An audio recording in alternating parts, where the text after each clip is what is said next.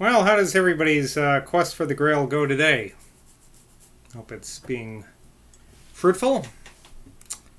Today's episode of Glastonbury Romance is brought to you by Bumble. I'm a non-attorney spokesperson for Bumble. Bumble. Quality way to waste time online. When you're not watching me, of course. Well, today we are beginning the next chapter. Saxon Arch. The Saxon Arch. Christmas came and went in the usual imperceptible Somersetshire manner. Mild open weather prevailed, so that Jackie and his robber band, exploring the Wick Woods. What would a robber hand look like? Exploring the Wick Woods for trapped rabbits, used frequently to drag the exhausted but still inquiring Bert home to his grandmother, with 2 or 3 untimely primrose buds clutched tight in his hot little palm. I guess that would be his robber hand. Alright, I'll knock it off. But with the appearance of the new year, the barometer fell, and a series of sharp black frosts followed one another, constricting the damp Avalon clay and killing off these premature built buddings. The lease of the bulk of his Glastonbury property to the reorganized town council realized for Lord P so large a sum of ready money that he was able to establish his heavily taxed finances on a new and more satisfactory basis, and Will Zoyland, with his new companion at White Lake Cottage, got the benefit of this change in several substantial presents of money. The Marquis had never liked his son's wife, and his sympathies were entirely with the bastard in the estrangement from Nell. Persephone, on the contrary, proved to be an adept at cajoling the new great man. As to Bloody Johnny's fortune, the inroads upon it by the new transactions were, thanks to the council's power of borrowing, much less than the mayor had anticipated. And as the very visitors from abroad, attracted by John's advertisements, poured into the town all that winter in increasing numbers, the new Glastonbury commune, under the dictatorship of the mayor's assessors, showed signs of being more than able to keep its proletariat satisfied and its tradesmen active and content. Whew! Drink to that. The business done in Mr. Wallop's shop alone surpassed all the holiday seasons the ex-mayor could remember, so that although his establishment did not officially come under the new regime, I pronounce it regime, I think I said that back in like part 20 or something, regime, he was willing enough to hand over to the communal purse sooner than break with the authorities all the percentage they demanded of these increasing profits. The bank, the hallway, the railway, not the hallway, the railway, Philip's older dye works, and his Wookie Hole tin mine were therefore, as the early weeks of January passed, the only strongholds of individualism left untouched by the new order. The official opening of Gerd Saxon Arch and of a curious building near it, which was really a sort of Platonic academia for his new religion, but which, for want of a better name, was hitherto styled the Rotunda, was to take place on January the 20th of this new year. So widely had John's clever circulars advertised this event, that by the morning of the great day every available lodging in the place was crowded, and those incorrigible capitalistic railways were running their loaded excursion trains into the town soon after daylight began. 10 more minutes. Okay, I can do this. Are you really off to Wookie now? Inquired Mrs. Crow of her husband at an unusually late breakfast at the Elms. Emma says there won't be a stroke of work done anywhere in the neighborhood today. Tilly was not a little disturbed, for reasons of her own, at the lateness of the hour.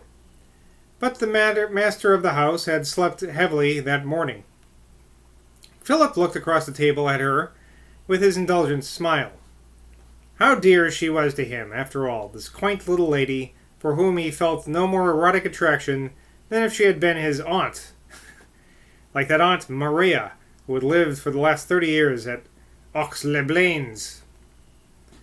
You wouldn't want me to sit twiddling my thumbs at home, would you, he said, while Gerd has his grand glorification? Emma says she thinks you ought to be there.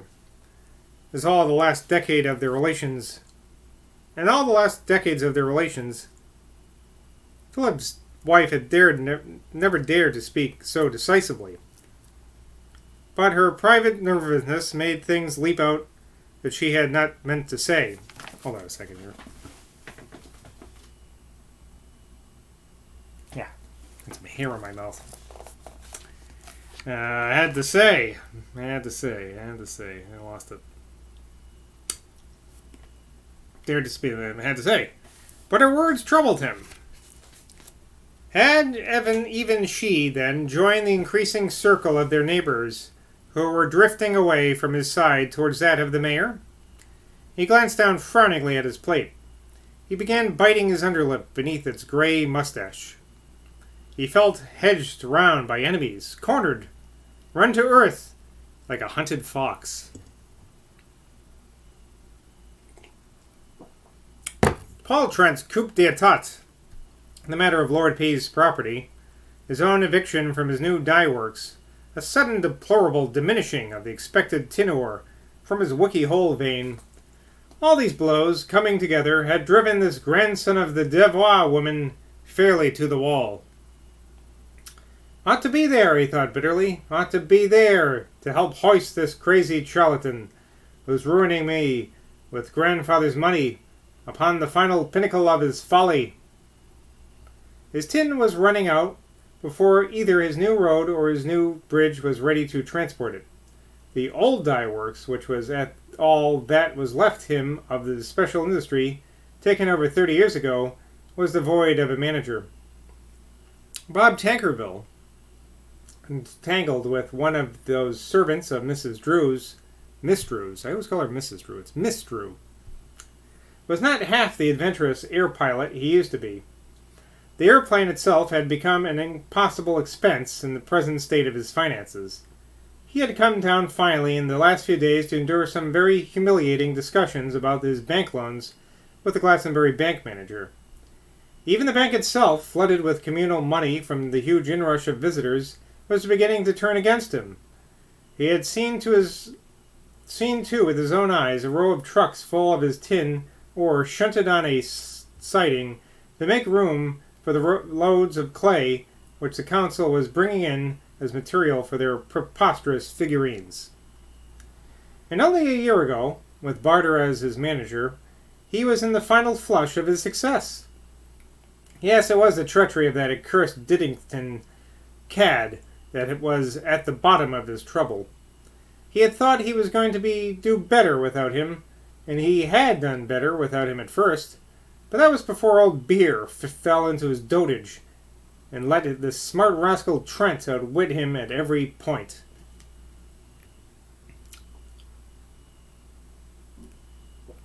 Forget who Beer is again.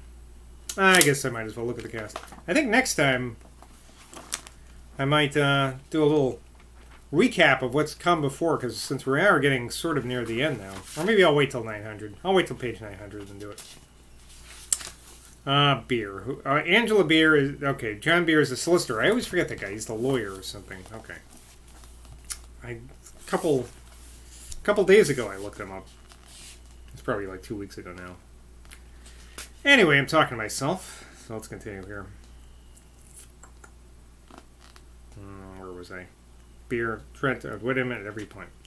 Emma thinks, began the irrepressible Tilly again, and never had the perfect servant been consigned to so deep a pit as her master consigned her to now. That you ought to stand up to the crowd at the opening and tell them what you feel about these fol-de-lals. He lifted up his face and tried to smile at his wife with his old, tender, humorous superior smile. "They'd howl me down," he muttered. "Oh, no, they wouldn't, Philip. Oh, no, they wouldn't. Not one of them, as Emma says, can speak as well as you do. Not one of them can." There was a look upon Philip's face that she had never seen before, a dangerous, reckless, desperate look. And she began suddenly to feel that it was wiser, with a man who could look like that, not to dare him to do hard things.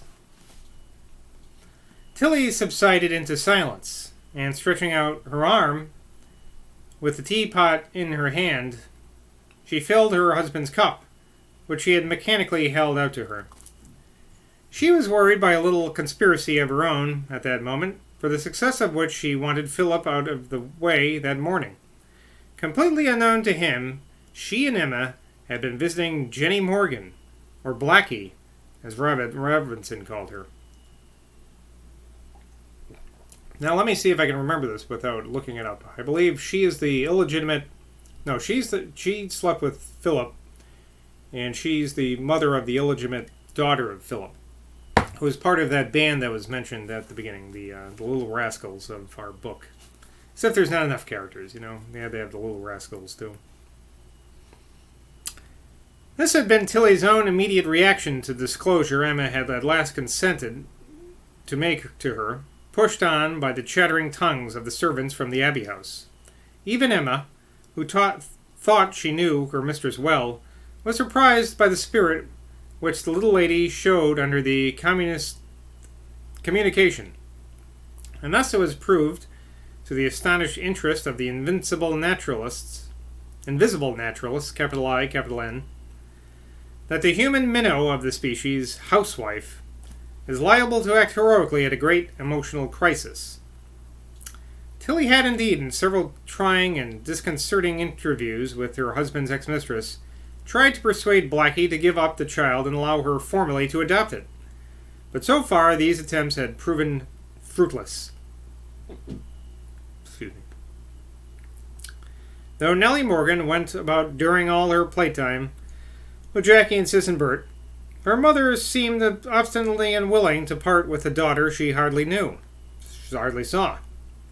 Since this particular morning, however, was, by reason of the opening of the arch, a general Glastonbury holiday, Tilly had induced the child to come up to the Elms after breakfast and pay her a formal visit. She had done this on the strength of an assurance from Philip that he would be away all day at Wookey, but she herself was begging him not to go to Wookey. Tilly's interior nervousness grew so great at last that she felt she must get Philip off her hands, at least as far as that nondescript out-of-the-way room where he kept his geological specimens. But Philip had got up now from the table. He moved over to the fireplace and sat down in one of his grandfather's chairs and proceeded deliberately to light up his pipe. Tilly pondered. How could she say to him, "I want to get rid of you so that I can welcome your girl's child"? It was one of those ironic private contingencies that some especially dedicated troop of imps seemed to delight to contrive on occasions devoted to important public events. Tilly thought to herself, "He's bound to hear the child's voice if he stays here. How crazy I was to let her come this morning." She began piling the breakfast things in a tray, a task which she delighted in, for if Tilly hadn't been a mistress, she would have been a flawless parlor maid.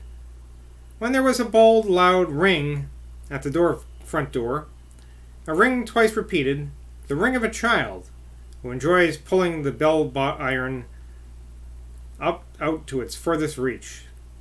Well, there was nothing to be done. The fat was in the fire, and the cat out of the bag. She went herself to the door and opened it, and Philip, quick to catch something unusual in her manner, followed her into the hall. The worthy Emma, primary cause of this embarrassing contretemps, issued at the same second from the kitchen and advanced firmly, quietly, discreetly, down the passage.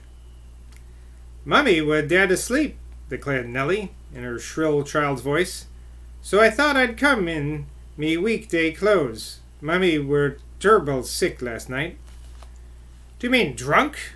Growled Philip grossly, while Emma carefully shut the front door and began dusting with her apron the brass lion upon the table. This last gesture being a symbol of the occasion's dramatic importance. Drunk sick, responded the child with a wicked gleam in her dark eyes. Be sure you wanted to have me live here, she added, turning to her sulky and disturbed father. Live here, child? I didn't know. But he turned sharp around upon Emma, venting his discomfort upon the onlooker. Don't stand there like that, woman, he snapped. We don't want any help with this child. You can clear away, Emma, said Tilly apologetically, making a move to take the child into the drawing room. But Emma, hurt to the quick, was already retreating towards the kitchen door, when she heard by the sounds behind her, for her ears were like the ears of a mouse in her own domain, exactly where her mistress was going. This knowledge brought her professional tact into play with an automatic force that overcame her injured feelings, for the new housemaid was cleaning the drawing room, and it would not do for her to notice things. Well, we'll end it there at the end of that page. And I'll see you again in Glastonbury real soon, I hope. You all come back now, you hear? Bye. I said bye.